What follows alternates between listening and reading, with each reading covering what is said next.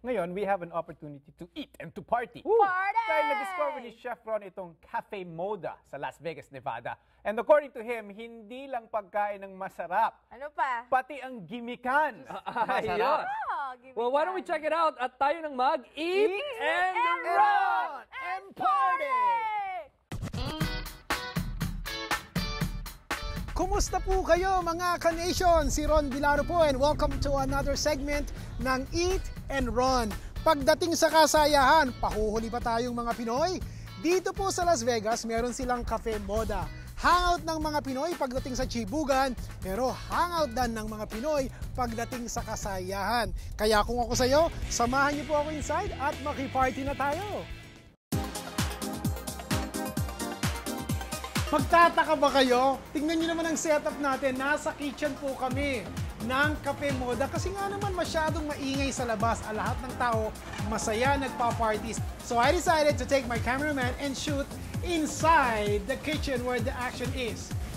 Kita nyo yung babae na yon? Si Nanay Inday. Nag-iisa lang ha. Wonder Woman. O-order ako ng mga pulutan nila dito. Umpisahan natin. Alam nyo mga ka-nation, I've been hearing a lot of good things about their sisig. Sabi nung cameraman ko na yan ha, this is the best sisig in Vegas. Tignan natin. Oo nga.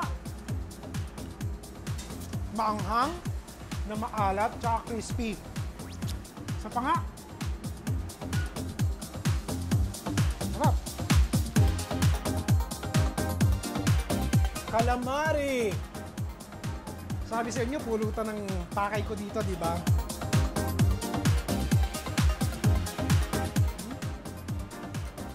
Tamang-tama yung alat. Tsaka medyo malamig na ng konti, pero crispy pa.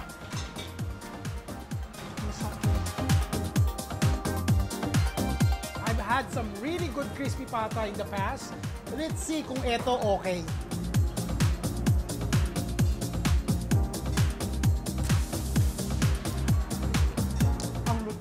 Pag pumunta kayo dito sa Cafe Moda, orderin nyo to, crispy pata. Never mind about the people who are singing. Pagdating sa crispy pata, panalo. Ang laki ng serving ng ano nila, parang sa regular diner, the way they serve it. Merong carrots, may celery. Nakikita ko na jalapeno, garlic, and sibuyas. Itinos nila. Pangpabalance nga naman yun ng lasa at saka yung alat at crispiness ng chicken wings. Kain tayo.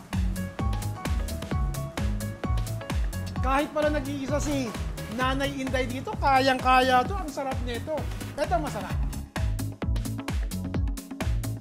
Tutulo daw ang laway ko pag kinain ko to. Check this out mga ka-nation. Parang puro suka lang ang sausawan pero okay na.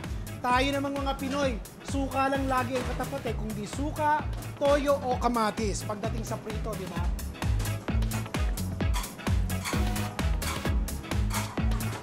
Winner. Winner. Pag pupunta po kayo dito sa Cafe Moda, you should not be counting calories because masisira talaga. Mapapalaban kayo ng kainan. Meron pa? Pansit gisado. Sa amin palang masarap na I don't wanna show this to you.